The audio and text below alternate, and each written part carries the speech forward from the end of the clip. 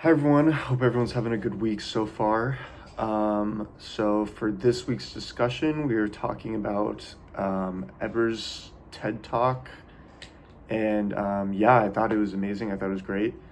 I Something that really stood out to me and really caught my interest was the neurocoupling diagram, which had the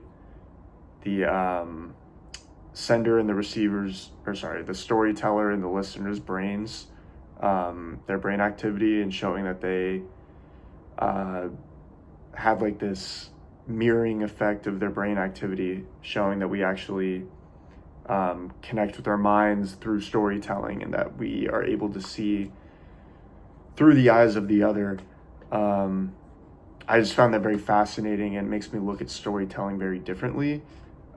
It makes me feel like, um, like you're almost able to take a lesson that you have experienced firsthand and actually have somebody like learn that same lesson to the same effect.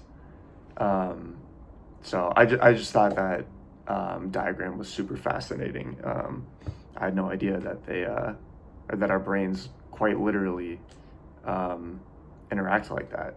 So, um, and let's see, what other questions are there on here?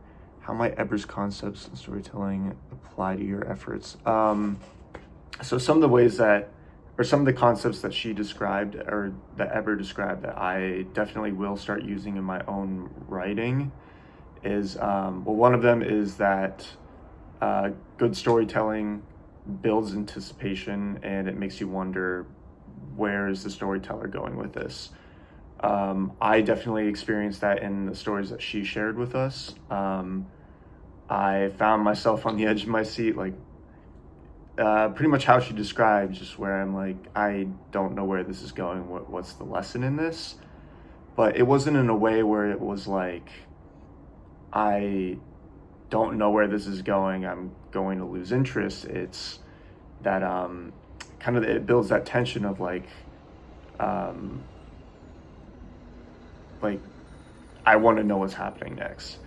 And I think that kind of ties into one of the things that I kind of felt like was missing, which was relatability.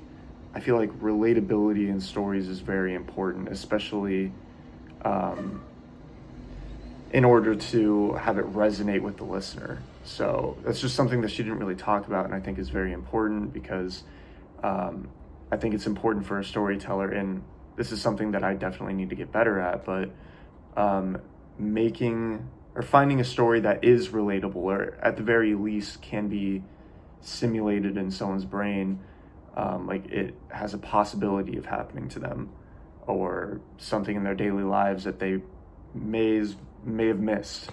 Um, but yeah, something.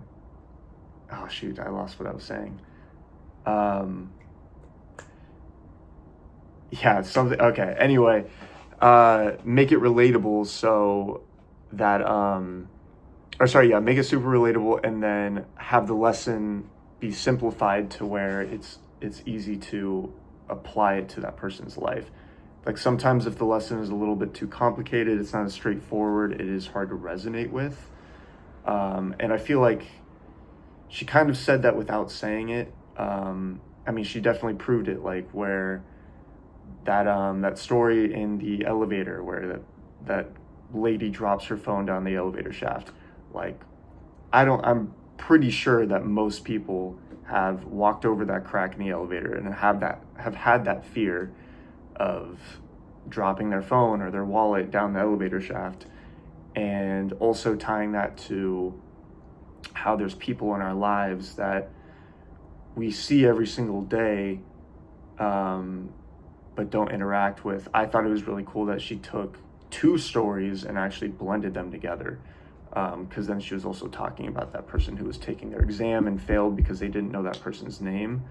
Um, so I just think it's very cool that she's pushing this message of, storytelling pairs well with data, but storytelling also pairs with storytelling, which kind of reinforces a lesson. So anyway, thank you guys for listening to what I had to say, and hope you guys have a good week.